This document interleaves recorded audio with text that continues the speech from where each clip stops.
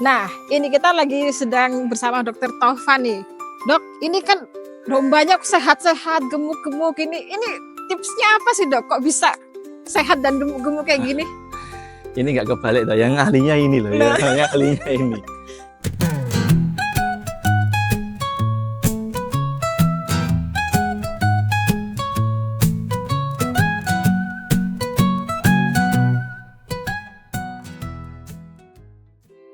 Oke. Yang master kan sini ya. Mungkin saya menang pengalaman aja lah, karena dulu juga jatuh bangun ya. Dulu jadi ngerawat juga nggak langsung seperti inilah.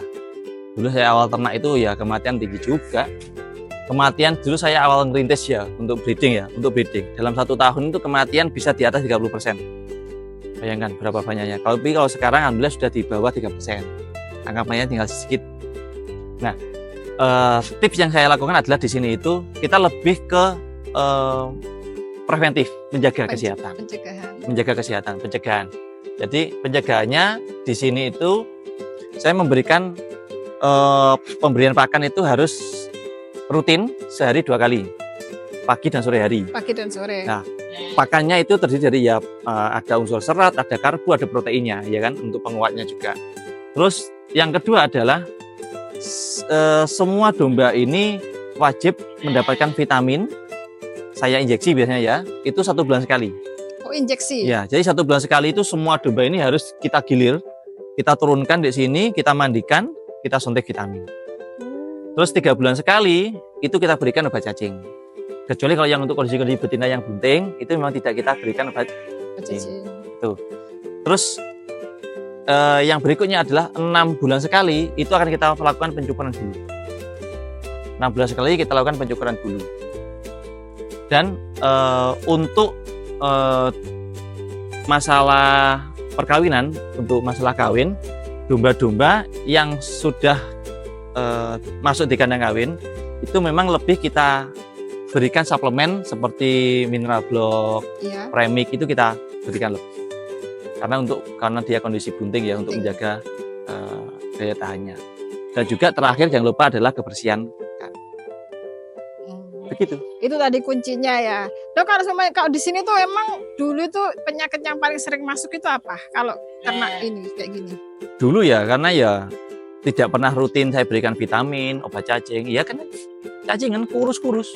Bulunya rontok kayak gitu kan. Ya. Mudah sakit mata, nggak bisa gemuk-gemuk, dikasih makan bagus nggak bisa gemuk, nyata kan cacing. Itu sih dulu. Yang kedua yang banyakin dulu ya masalah ini apa? Karena yang bunting-bunting ini tidak saya kasih tambahan premix atau mineral block itu banyak yang keguguran. Oh iya. Karena lahir kecil terus mati, terus ambingnya nggak bisa gede. Gitu sih.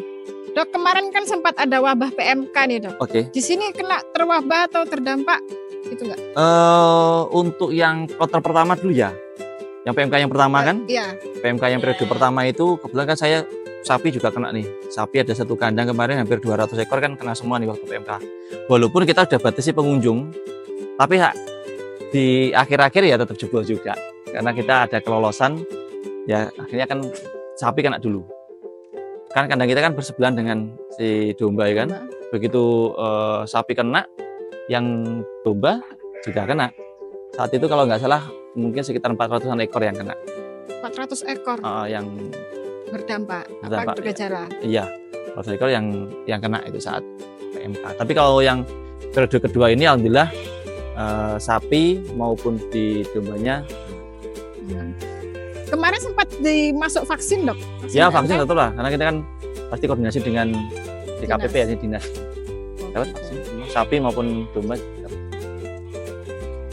Terus habis itu dok, ini kalau semuanya penyakit yang paling susah deh menurut dokter, yang wah ini kayaknya udah lah. Kalau yang susah menurut saya ya penanganan sampai saat ini ya, itu kalau sudah kejang itu. Iya. Kalau langsung ya gajahan ya. Iya. Apa itu istilah medisnya apa nggak tahu itu. Kehewanan apa itu. Itu susah wis. Kalau sudah kejang kok sembuhnya kok sangat sulit. Sangat sulit ya. Sangat sulit itu. Saya itu kalau sudah kejang, kecil atau kaku, kejang itu kok angka kematiannya di atas 90% possibility-nya mati. Mati. Ya. Mending kalau udah ketahuan seperti itu disembelih aja. Di sini ada dokter hewannya atau ada kesuannya yang jaga nggak sih, Dok? Oh, Atau kalau yang punya jaga dokter stay nggak ada, hewan? tapi saya udah ada satu yang part time lah ya. Jadi waktu saya butuh, saya akan calling dia untuk kesehatan ataupun untuk USG itu saya serahkan.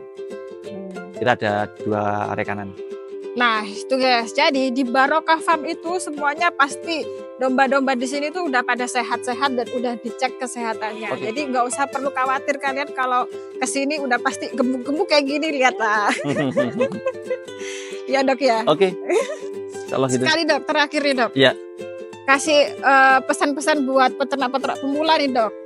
Biar ternak mereka tuh sehat dan nggak sakit-sakitan. Oke lah. Pesan saya kalau untuk pemula ya, tolong diperhatikan untuk kebutuhan ternaknya. Jadi ternak itu sebenarnya tidak ribet, dia hanya butuh diperhatikan, ya kan? Tolong ternak itu juga makhluk hidup, diperhatikan bondingnya ya, kasih sayangnya lebih. Jadi terkait dengan pemberian pakan, kebersihan, seperti itu timnya. Jadi tolong perhatikan kebutuhan ternaknya. Satu itu, yang kedua untuk tipsnya supaya ternaknya lancar, tolong jaga juga kebersihan kandangnya. Yang ketiga, ini yang penting juga, pertimbangkan juga untuk daerah sekitarnya. Karena Oh, dari daerah sini itu sekitar. kalau kita buat usaha ternak kan pasti berhubungan dengan ini kan, polusi suara, terus ada bau dan sebagainya. Nah, supaya ternaknya kita aman semua ya, yang paling baik adalah kita aman, kita juga ada izinnya, kita juga ada pemberitahuan untuk tetangga sekitarnya, sehingga saat usaha kita tumbuh besar tidak ada tetangga kandang kita yang merasa dirugikan. Itu sih 3 dari saya.